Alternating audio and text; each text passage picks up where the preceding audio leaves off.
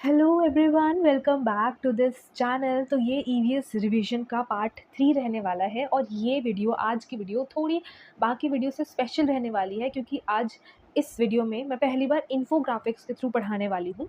Series वही चल रहा है हैंड रिटन नोट्स के साथ और रैंडम क्वेश्चंस, मिक्स क्वेश्चंस के रिवीजन की तरह, और स्पेशली यूपी टेट वालों के लिए बहुत ज़रूरी है ये, बिकॉज अभी एग्ज़ाम सीज़न पास में है। तो उनके नज़रिए से मैंने ज़्यादा आज का सेशन रहने वाला है। हाउएवर सीटेट वगैरह के लिए भी है ही, क्योंकि मैंने बताया था कि जो मैंने अपने नोट्स हैं, जो भी तैयारी करते टाइम बनाया था, वो सबके मिक्स नोट्स हैं। ठीक है, तो ये आपके हर जगह काम आएगा। आप समझ लो आज की वीडियो जो है रैपिड रिवीजन की तरह होगी एंड यूपी टेट वाले बच्चों के लिए सबसे ज़्यादा हेल्पफुल है, क्योंकि अभी यूपी टेट का सीज़न चल रहा है, right. So without any time waste start करते हैं। और ये इन्फोग्राफिक्स में तो रहने वाला है, बट ये जो सारा कॉन्टेंट है ना, ये मेरे नोट्स का ही है। मैंने नोट्स थोड़ा सा मतलब बोरिंग लग रहा था मुझे उसका, तो जैसे कि मैं बोलती हूँ हर बार मैं कुछ ना कुछ चेंजेस इम्प्रूवमेंट के साथ आऊँगी। और धीरे धीरे चेंजेस आएंगे। ये एआई से मैंने बनाने की कोशिश की है। सो आई होप आपको अच्छा लगेगा, मज़ा आएगा, इंटरेस्टिंग लगेगा। तो विदाउट एनी टाइम वेस्ट शुरू करते हैं हमारा पार्ट 3 वीडियो के साथ। सो शुरुआत होती है यहाँ से। हम देख लेते हैं। ऑल्सो मिक्स क्वेश्चंस है, कीप इन माइंड। तो आपको हर एक पेज में अलग अलग मिक्स क्वेश्चंस दिखेंगे, चाहे कभी एसएसटी, ईवीएस, ज्योग्राफी, कॉन्स्टिट्यूशन हो गया, सिविक्स हो गया, तो ऐसे मिक्स क्वेश्चंस रहने वाले। ठीक है, तो देखो पहला क्या है, हम इसमें देख लेते हैं। एक मिनट। हाँ, पहले हम विटामिन्स के बारे में बात करते हैं, deficiency, diseases and chemical names के बारे में। ठीक है, तो जैसे विटामिन ए है, विटामिन ए का केमिकल नेम, ये सारी बहुत इंपॉर्टेंट चीज़ें हैं। ये मैं अपने हर वीडियो में, हर पार्ट में बोलती हूँ। 2 पार्ट इससे पहले आ चुके हैं, ज़रूर से देखना। सच में एक बार देखो, बहुत हेल्पफुल रहने वाला है। चलो, विटामिन ए का केमिकल नेम है रेटिनॉल। ठीक है, और इसकी डेफिशिएंसी की वजह से आई एंड स्किन डिजीज़ होता है। नाइट ब्लाइंडनेस हो गया या थालमिया हो गया, ये आपको किसकी कमी की वजह से होता है? विटामिन ए की कमी की वजह से। ठीक है, ओके। अब आता है विटामिन बी 1, जिसका केमिकल नेम है थायमाइन। ठीक है, तो इसकी कमी की वजह से बेरी रोग होता है, नर्वस सिस्टम डिसऑर्डर्स, फैटिग होना, ये इसकी सिम्टम्स है। और फॉलिक एसिड बी 9 को हम एनीमिया बोलते हैं, एनीमिया होता है इसकी कमी की वजह से। बी 6 को हम प्रायोडॉक्साइन बोलते हैं, नर्व्स डिसऑर्डर होता है। विटामिन सी का केमिकल नेम है एस्कॉर्बिक एसिड, और इसकी डेफिशिएंसी की वजह से स्कर्वी रोग होता है हमारा, जिसमें, ठीक है, स्कर्वी रोग होता है। और ऑल्सो जो विटामिन सी जो है वो ब्लीडिंग गम्स से प्रिवेंट होता है। ठीक है, गम में से आपने देखा होगा कभी कभी खून बहने लगता है बहुत जल्दी, अगर ज़्यादा ब्रश कर लिया, ब्रश के से ही होने लग जाता है। तो अगर ऐसा हो रहा है, यानी कि आपका विटामिन सी की कमी की वजह से हो रहा है। तो विटामिन सी हेल्प करता है जो गम में ब्लीडिंग है उसको प्रिवेंट करने में, ऐसे गम में ब्लीडिंग ना हो उसके लिए रोकता है विटामिन सी। ठीक है, विटामिन डी का केमिकल नेम क्या है? कैल्सिफेरॉल। और ये देखो, आपका रिवीजन हो रहा होगा, आपने अगर पढ़ा है तो ये बहुत ही बेस्ट वीडियो रहने वाला है, और अगर आपने नहीं भी पढ़ा है तो ये और भी ज़्यादा बेस्ट वीडियो रहने वाला है। वो इसीलिए क्योंकि अम, अगर अगर हम अलग अलग चीज़ें पढ़ रहे हैं, अलग अलग जगहों से पढ़ते हैं, ठीक है, अलग अलग लेक्चर देखते हैं, वीडियोस देखते हैं, लेकिन आपको इसमें क्या मिलेगा? एक ही जगह पे अलग अलग जगह से की चीज़ें एक ही जगह पे मिल रही है। ठीक है, सो ये बहुत हेल्पफुल होने वाला है। बाकी अब मैं रिपीट नहीं करूँगी, आई थिंक बहुत बार मैंने बोल दिया। अब वो आप डिसाइड करेंगे कि आपके लिए हेल्पफुल है या नहीं है।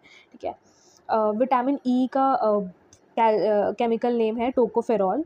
और इस टोकोफेरॉल, ये इम्पॉर्टेंट है याद रखना, क्योंकि बाकी चीज़ें जो है अभी तक कॉमन है, हम इसको ध्यान नहीं देते हैं विटामिन ई पे। तो विटामिन ई का केमिकल नेम है टोकोफेरॉल, और इसकी डिफिशिएंसी की वजह से फर्टिलिटी डिसऑर्डर्स होते हैं, मेल्स में स्टेरिलिटी और फीमेल्स में एबॉर्शंस वगैरह की दिक्कत। विटामिन के का जो केमिकल नेम है वो है फाइलोक्यूनोन, और डिफेक्टिव ब्लड क्लॉटिंग होता है इसकी डिफिशिएंसी की वजह से। जैसे कि आपने देखा होगा या सुना होगा कि जब कहीं चोट लग जाता है ना, तो खून बहता है। सो विटामिन के जब हमारे बॉडी में सफिशिएंट होता है तो वो खून जल्दी रुक जाता है। ठीक है, लेकिन अगर विटामिन के की कमी होगी तो वो ब्लड क्लॉटिंग जो है वो कहीं गलती से अगर कट जाता है तो वो ब्लड जल्दी रुकता नहीं है। सो उसको बोलते हैं हम ब्लड क्लॉटिंग। ओके, अब हम अपने कुछ इंपॉर्टेंट डेज़ की बात करते हैं। ऐसा नहीं है कि सिर्फ इतना ही इंपॉर्टेंट डेज़ है, ठीक है? अगर आपने इसके पहले के 2 वीडियोज़ देखा है, तो आप जानते हैं कि क्या चल रहा है, कैसे चल रहा है, ठीक है? बार-बार मैं रिपीट नहीं करना चाहती हूँ। और एक हाँ, इंट्रोडक्शन वीडियो भी है कुछ मिनट की, 1 से 2 मिनट की या 2 से 3 मिनट की। वो देख लेना, आपको क्लियर हो जाएगा कि किस तरीके से चीज़ें चल रही हैं, क्या सीरीज़ है, ये किस पे फ़ोकस है, तो आपको पता चल जाएगा, ठीक है? मैं हर वीडियो में नहीं बताना चाहती हूँ। ठीक है। अब देखो, कुछ इम्पॉर्टेंट डेज़ की बात कर लेते हैं। जैसे 21 मार्च को वर्ल्ड फॉरेस्ट डे मनाया जाता है, ठीक है? 22 मार्च को वर्ल्ड वाटर डे। सो ये देखो, लाइन से कुछ-कुछ चीज़ें हैं ना, ये स्पेशली ये तीनों चीज़ें आपको पता होनी चाहिए ऐसे, क्योंकि 21 मार्च, 22 मार्च, फिर 22 अप्रैल, तो ये थोड़ा-सा ऐसे लिंक करके आप याद कर लो। जैसे 21 मार्च को वर्ल्ड फॉरेस्ट डे, 22 मार्च को वर्ल्ड वाटर डे। मुझे 22 मार्च का याद है क्योंकि 22 मार्च को मेरी मम्मी का बर्थडे होता है। ऐसे ही आप अपने फैमिली मेम्बर्स के जितने भी बर्थ डेट्स हैं, जो भी है फैमिली मेम्बर्स या क्लोज़ फ्रेंड्स या क्लोज़ पर्सन जो भी है, तो उनके बर्थ डेट देखो, ठीक है? और आप पता लगाओ कि उनके बर्थ डेट्स पे कौन-कौन से स्पेशल डेज़ है, ठीक है? एटलीस्ट उतना तो याद कर सकते हो ना। तो ये मेरी मम्मी का बर्थडे है जैसे, तो मुझे वर्ल्ड वाटर डे वाला याद है, ठीक है? वैसे ही 22 अप्रैल को वर्ल्ड इंटरनेशनल अर्थ डे मनाया जाता है। 5 जून को वर्ल्ड एनवायरनमेंट डे मनाया जाता है, मोस्ट इम्पॉर्टेंट। और 21 मार्च को बताओ क्या मनाया जाता है? फॉरेस्ट डे, ठीक है?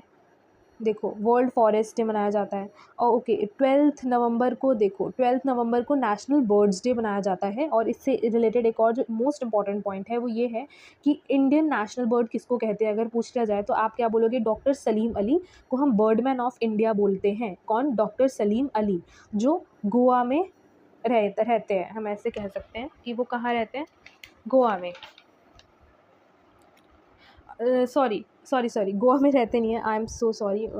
सलीम अली जो बर्ड सेंचुरी है ना, वो गोवा में रहते हैं। Okay, I am so sorry. Salim Ali जो बर्ड सेंचुरी, मैं थोड़ा सा टू बी ऑनेस्ट नर्वस हूँ, ऐसे मैं इन्फोग्राफिक से पहली बार पढ़ा रही हूँ। So okay, I will keep in mind. I don't know what is happening with me. शायद ये इन्फोग्राफिक से पढ़ाना इज़ न्यू फॉर मी, तो शायद डिस्ट्रैक्टेड हो जिसकी वजह से, तो थोड़ा माफ़ कर देना आज के वीडियो में अगर कहीं गलती होती है, सिली मिस्टेक्स होते हैं। और अगर होते हैं तो अगर आपको नोटिस में आ रहा है तो कमेंट में कर देना कि मुझे भी रियलाइज़ हो, अगर नहीं पता चलता है तो। ओके, 26 अगर मुझे नहीं पता चलता है तो एटलीस्ट कमेंट के थ्रू पता चल जाएगा। 26 नवंबर को वर्ल्ड एनवायरनमेंट प्रोटेक्शन डे मनाया जाता है। और 12 नवंबर को नेशनल बर्ड डे, 5 जून को वर्ल्ड एनवायरनमेंट डे। अब देखो, journey of bajra seed from field to plate में देख लेते हैं।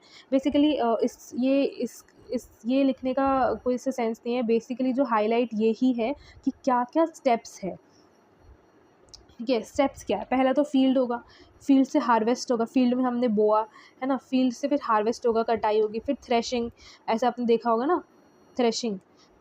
उसके बाद विनोइंग करते हैं, फिर ग्राइंडिंग होता है, फिर नीडिंग होता है। नीडिंग बोले तो आटा गूँथना, फिर रोलिंग होगा, फिर रोस्टिंग होगा। क्लियर है? रेड डेटा बुक के बारे में आप सब ने बहुत सुना होगा।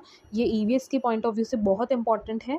ये रेड डेटा बुक बेसिकली वो बुक होता है जिसमें हम इंडेंजर्ड प्लांट्स एंड एनिमल्स, यहाँ पे देखो एनिमल्स मिसिंग है, प्लांट्स एंड एनिमल्स के जो इंडेंजर्ड एनिमल्स एंड प्लांट्स हैं उसका रिकॉर्ड रखते हैं। और ये किसके द्वारा मेंटेन किया जाता है? तो ये IUCN के द्वारा मेंटेन किया जाता है, international union for conservation of nature, ठीक है? चलो हम अपने सेकंड पेज पे जाते हैं। यहाँ से जो है जो ग्राफिक्स है वो थोड़ा ज़्यादा नीट एंड क्लीन बना है, क्योंकि ट्राई कर रही थी, मैं अभी लर्निंग फेज़ में ही हूँ इन सब के। तो यस, हर वीडियो के साथ कुछ ना कुछ इम्प्रूवमेंट ज़रूर लेकर आऊँगी मैं। और अगर आपको भी कुछ लगता है, फीडबैक देना है, तो कमेंट करके ज़रूर बताएगा। और हाँ, कुछ करें या ना करें, लाइक मत करो भले ही, बट कर दोगे तो अच्छा रहेगा। बट इससे पहले की 2 वीडियो ज़रूर देखना, वो बहुत आपको काम आएगा, बहुत हेल्पफुल रहने वाला है, ठीक है?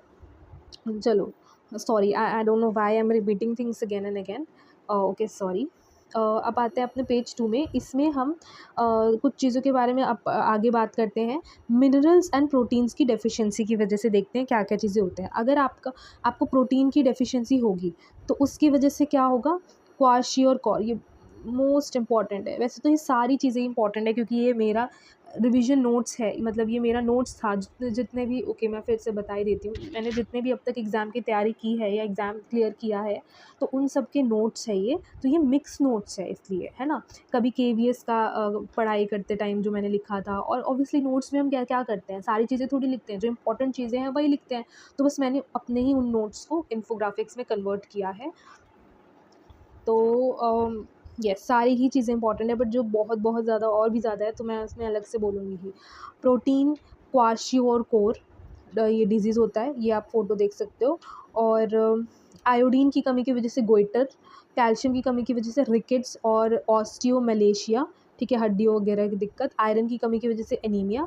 एनीमिया का मुझे केमिकल नेम बता दो एक बार, एनीमिया का केमिकल नेम बता दो।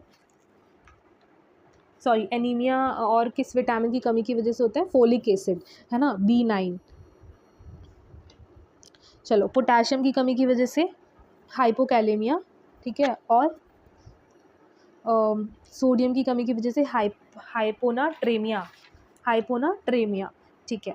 चलो अब बात कर लेते हैं साइंटिफिक डिस्कवरीज एंड कंजर्वेशन में कि पहला एंटीबायोटिक क्या था, कौन सा था पहला एंटीबायोटिक क्या था। सो आपको मैं बता दूं, जो पहला एंटीबायोटिक था वो था हमारा पेनिसिलिन, ठीक है, जिसको किसने डिस्कवर किया था, अलेक्जेंडर फ्लेमिंग ने, अलेक्जेंडर फ्लेमिंग ने। अब आ जाते हैं कि कुछ अब लुइस पैस्चर कौन थे, ठीक है, लुइस पैस्चर ने पैस्चराइजेशन प्रोसेस डिस्कवर किया था, और रेबीज़, कोलेरा और एंथ्रेक्स जैसे बीमारियों का वैक्सीन्स डिस्कवर किया था, वैक्सीन बनाया था किसने, लुइस पैस्चर ने। और इन्हीं के नाम पे पैस्चराइजेशन प्रोसेस है एक। ओके, प्रोजेक्ट टाइगर बहुत ही ज़्यादा इम्पॉर्टेंट है। और अगर आप अभी मॉक टेस्ट वगैरह दे रहे होंगे, मैराथन्स वगैरह देख रहे होंगे, तो आपने देखा होगा कि ये ईयर इसका ना बहुत इंपॉर्टेंट है। एग्ज़ाम में कई बार PYQ में आ चुका है। स्पेशली मैं यूपी टेट की अभी बात करूँ क्योंकि अभी वही चल रहा है, उसी का सीज़न चल रहा है। बाकी ये हर एग्ज़ाम पॉइंट ऑफ व्यू से, स्पेशली टेट वगैरह के ना बहुत इंपॉर्टेंट है ये, ठीक है। तो प्रोजेक्ट टाइगर जो है वो 1973 में आया था, और इसी से पहले 1972 में भी कुछ आया था। तो कौन बताएगा वो, ठीक है, 1972 में। सो बेसिकली 1972 में, वेट अ मिनट, 1972 में हमारा आया था wild life protection act, wild life protection act, ठीक है। तो आप एक एक याद कर लो, जैसे कि मैंने याद कर लिया था 1972, है ना। तो 1972 में वाइल्ड लाइफ प्रोटेक्शन एक्ट, और उसके ही अगले साल 1973 में टाइगर, प्रोजेक्ट टाइगर आया था। और अगर मान लो, क्योंकि अभी प्रोजेक्ट टाइगर क्योंकि बहुत बार आ चुका है, तो क्या पता इस बार प्रोजेक्ट एलिफेंट पूछ ले, है ना। तो प्रोजेक्ट एलिफेंट कब आया था, 1992 में आया था, ठीक है, याद रहेगा। चलो, अब हम कुछ, ये भी बहुत इंपॉर्टेंट है कि कुछ क्लासिकल डांस उनके स्टेट्स के बारे में जान लेते हैं। अब आप ही बताओ, चलो ठीक है, अब नहीं कुछ नहीं बोलूँगी, आई एम सो सॉरी, तारीफ़ कर रही थी मैं फिर से, बट रहने देते हैं। भरतनाट्यम कौन से स्टेट में, भरतनाट्यम कौन से स्टेट का क्लासिकल डांस है, तमिलनाडु, ठीक है। Kathak north India, UP. Kuchipudi Andhra Pradesh, ये शायद मैंने पिछले वीडियो में भी, पिछले पार्ट में भी बताया था इसका। और कुचिपुड़ी आंध्र प्रदेश, कथकली केरला, उड़ीसी उड़ीसा, सत्रिया असम, मणिपुरी मणिपुर, मोहिनीअट्टम केरला। चाहू डांस, चाओ, चाओ डांस कहाँ का है, सॉरी, एक्चुअली ये चाओ होगा या माओ होगा, अच्छा चाओ डांस भी है, ठीक है, उड़ीसा, झारखंड, वेस्ट बंगाल तरफ। और ना एक और डांस है, आई डोंट नो यहाँ पे क्यों नहीं इन्होंने लिखा है, भूल गए होंगे, यहाँ देख लेते हैं। यहाँ है माओ, माओ डांस, क्या हो रहा है, मैं एम क्यों लिख रही हूँ बार बार, ठीक है। माओ डांस जो है ये छत्तीसगढ़ का है, ठीक है। तो ये मैंने पिछले वीडियो में भी शायद से बताया है, और जैसे कि मैंने वो बोला था कि कई चीज़ें रिपीट होंगी, बार बार आएंगी, you know the reason very well. So revision करते टाइम फिर दोबारा रिवीजन होगा, रिवीजन का भी रिवीजन होते रहेगा आपका।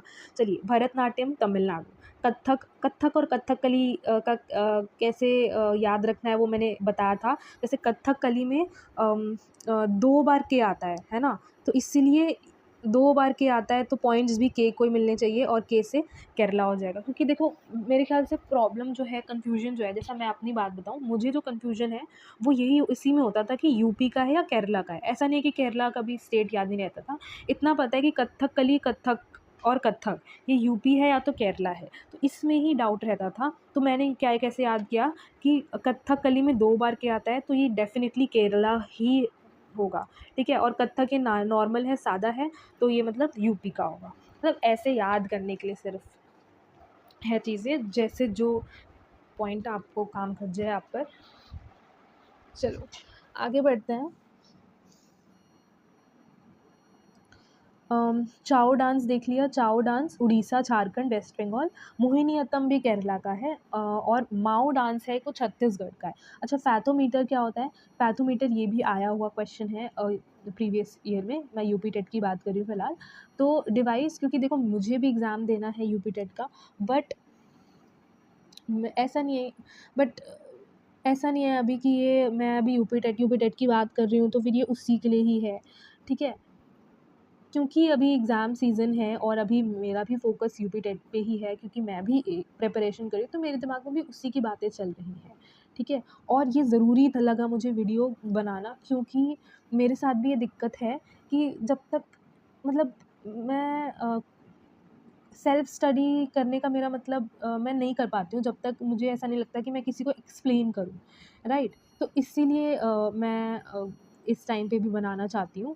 और अगर इसकी वजह से मेरे मेरे साथ-साथ आप बाकियों को भी अगर हेल्प मिलता है तो मुझे कोई दिक्कत नहीं है। तो अगर आपसे पूछ लिया जाए वो कौन-सा डिवाइस है जो ओशन के डेप्थ को मेज़र करने में यूज़ होता है, ओशन की गहराई को मेज़र करने के लिए यूज़ होता है, तो वो होता है हमारा फैथोमीटर, ठीक है? चलो अब आ जाते हैं हम अपने पेज 3 पे। ये देखो कितना बढ़िया है, ठीक है? अब यहाँ से शुरू करते हैं पेज 3 में। एडवर्ड जेनर कौन है पहले तो ये बताओ? तो एडवर्ड जेनर वो इंसान है, वो साइंटिस्ट है जिन्होंने स्मॉल पॉक्स के लिए वैक्सीन बनाई थी। अच्छा, इससे पहले अभी हमने बात की थी किनके बारे में? नहीं, हमने बात की थी लुईस पाश्चर के बारे में, जिन्होंने रेबीज़, कॉलेरा और एंथ्रेक्स जैसे बीमारियों के लिए वैक्सीन बनाई थी, ठीक है? Louis Pasteur. और ये कौन है अभी? हमारे एडवर्ड जेनर, जिन्होंने स्मॉल पॉक्स के लिए वैक्सीन बनाई थी। अच्छा, डायबिटीज़ किस वजह से होता है? किसका कॉज़ क्या है? तो ये है लो प्रोडक्शन ऑफ इंसुलिन। मतलब जब हमारे बॉडी में इंसुलिन प्रोड्यूस होना कम हो जाता है, उसकी वजह से डायबिटीज़ होता है। इंसुलिन कौन प्रोवाइड करता है? पैनक्रियाज़ प्रोवाइड करता है, ठीक है? तो इंसुलिन ही है जो हमारे बॉडी में शुगर की मात्रा को कंट्रोल करके रखता है। लेकिन जब इंसुलिन ही प्रोड्यूस होना बॉडी में कम हो जाएगा, तो क्या होगा उससे? उससे फिर शुगर कंट्रोल में नहीं रहेगा। मतलब ऐसा नहीं है कि हम अचानक से ही शुगर ज़्यादा खाने लगते हैं। हम अगर शुगर नॉर्मली भी खाते हैं, हर ऐसा नहीं है शुगर मतलब मीठा ही होता है, वो आप जानते होंगे, है ना? हर चीज़ में आजकल शुगर है, जिसमें भी ग्लूकोज़ है तो शुगर होगा ही। चावल में भी है, राइट?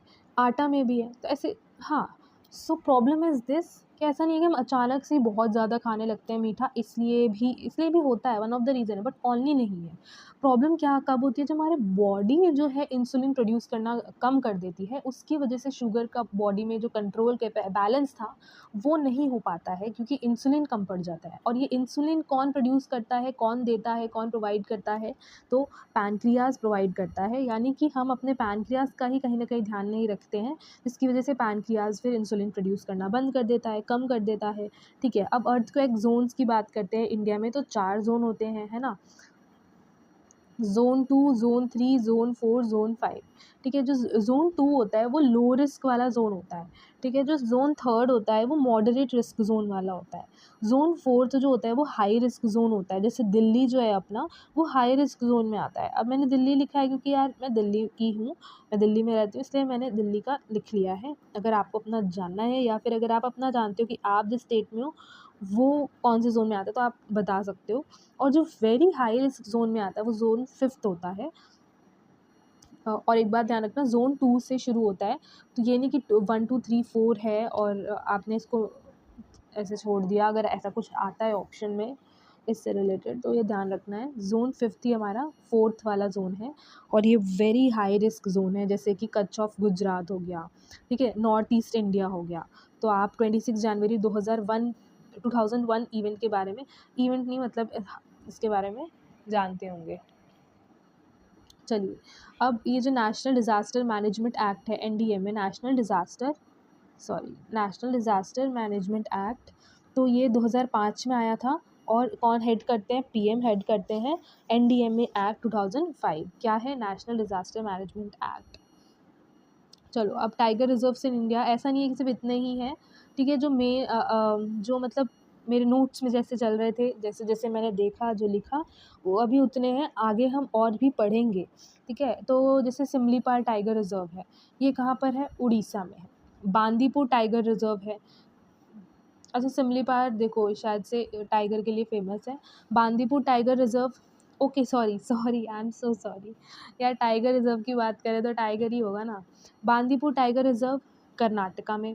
काजीरंगा टाइगर रिजर्व हम सब जानते हैं असम में। उड़ानती सीता नदी कहाँ पर है? छत्तीसगढ़ में।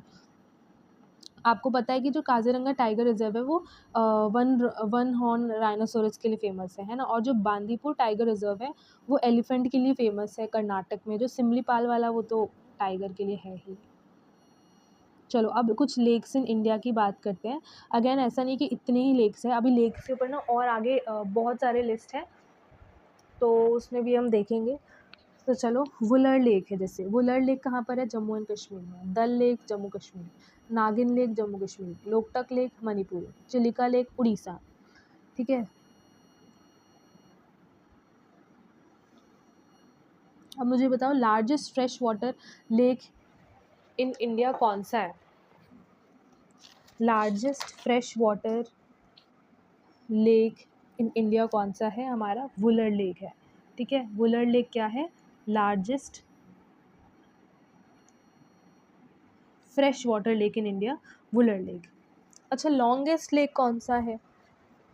सबसे लंबा लेक इंडिया में, तो वो है वेम्बनद। वेम्बनद लेक केरला में है।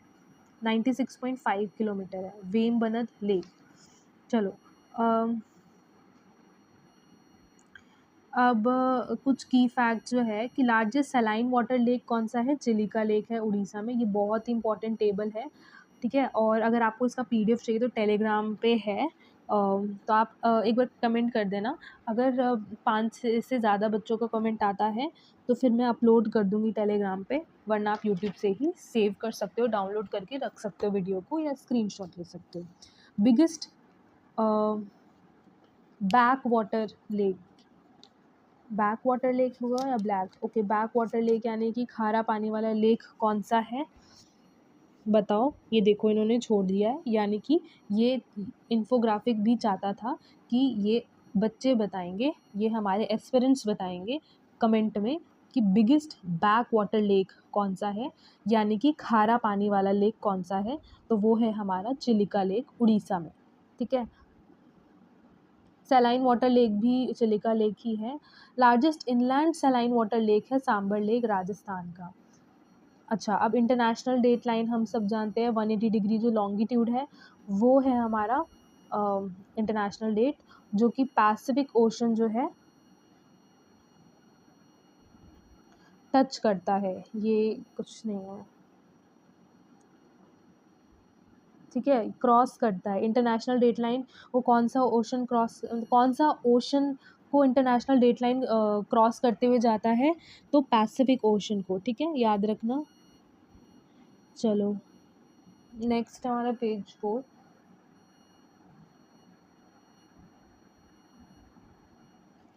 सो आई थिंक पेज 4 तक ही हम करेंगे, बिकॉज़ वीडियो बहुत लंबी हो गई है। इन्वायरमेंटल प्रोटेक्शन बॉडीज़ है, ये भी आई थिंक एक बार आया है क्वेश्चन PYQ में कहीं, कि environmental protection body central pollution control, ये ऐसा क्वेश्चन आया था जहाँ तक मुझे याद आ रहा है कि जो पॉल्यूशन है वो कौन सा बोर्ड संभालता है। तो ये इसका अभी आई थिंक 2022 के ही पेपर में आया था। तो कौन सा बोर्ड है? Central CPCB, central pollution control board. बहुत इजी है ना, नाम से ही पता चल जाएगा कि यही वाला बोर्ड होगा जो पॉल्यूशन कंट्रोल करता है। तो ये 1974 में इस्टेब्लिश हुआ था अंडर वाटर एक्ट, और इसका हेड क्वार्टर जो CPCB है वो दिल्ली में ही है। अच्छा, अब ये नेशनल ग्रीन ट्रिब्यूनल क्या है? ये 2010 में इस्टेब्लिश हुआ था नेशनल ग्रीन ट्रिब्यूनल के अंदर, और इसका जो प्रिंसिपल प्लेस ऑफ सिटिंग है वो दिल्ली में है। और सांगपो रिवर ये बहुत ही इम्पॉर्टेंट है, इसको तो बिल्कुल भी स्किप करके मत जाना। सो सांगपो रिवर का ओरिजिन तिब्बत है, ठीक है, और इंडिया में सांगपो रिवर को ही, तिब्बत में भी ना एक ऐसा क्वेश्चन आया था PYQ में कि उसका ओरिजिन पूछा था, बट तिब्बत ना देकर के जो तिब्बत में के अंदर जो स्पेसिफिक जगह है तो वहाँ वो बोला था, ठीक है। तो अगर आपको उसका नाम पता है तो कमेंट ज़रूर करना। इंडिया में हम सांगपो रिवर को ही ब्रह्मपुत्र रिवर कहते हैं।